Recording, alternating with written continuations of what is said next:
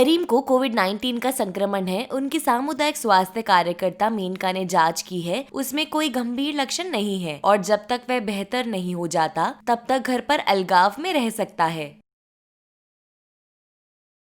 क्योंकि कोविड-19 संक्रामक बीमारी है और अन्य लोग बहुत आसानी से संक्रामित हो सकते हैं, करीम को अपने साथ रहने वाले लोगों की सुरक्षा के लिए अपने घर को सेट करने की आवश्यकता होती है।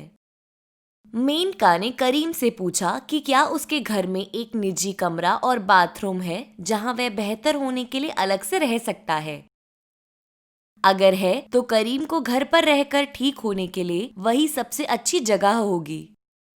करीम के घर में एक अतिरिक्त कमरा नहीं है, इसीलिए मेनका उसे दिखाती है कि दो साफ चादरों का उपयोग करके वह कैसे एक कमरे के अंदर ही अलग जगह बना सकता है।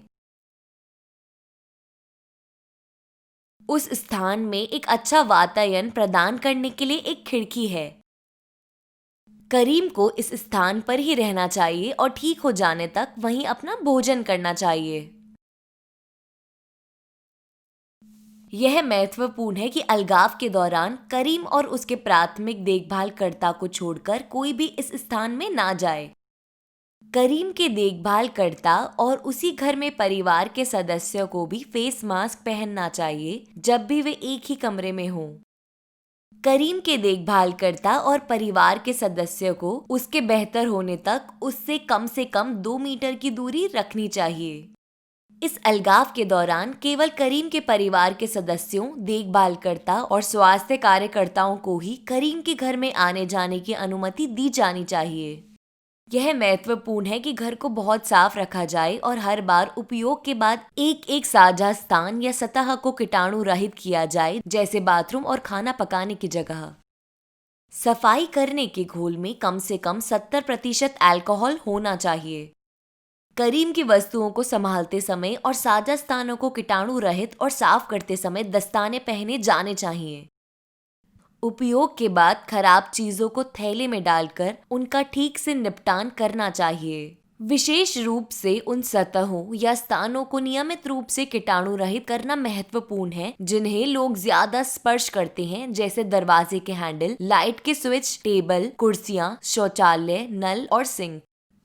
घर को कीटाणु रहित करने के साथ साथ वहां रहने वाले सभी को कम से कम 20 सेकंड के लिए अपने हाथों को साबुन और पानी से बार बार धोना चाहिए। अपने लक्षणों के शुरू होने के बाद करीम को कम से कम 14 दिनों के लिए अलग रहने की आवश्यकता है। फिर अगर वह कम से कम 3 दिनों के लिए दवा के बिना ही ठीक हो और उसे कोई लक्षण ना हो तो वह पूरी तरह से ठीक हो गया होगा। वह अपने सामान्य जीवन में लौट सकता है। पर यह महत्वपूर्ण है कि निम्न क्रियाओं द्वारा वे अपने और अपने समुदाय की रक्षा करते रहें।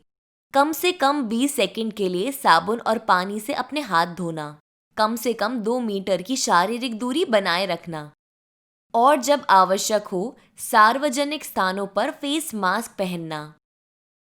सुरक्षित रहें, अपने समुदाय की रक्षा करें, कुछ बेहतर करके दिखाएं।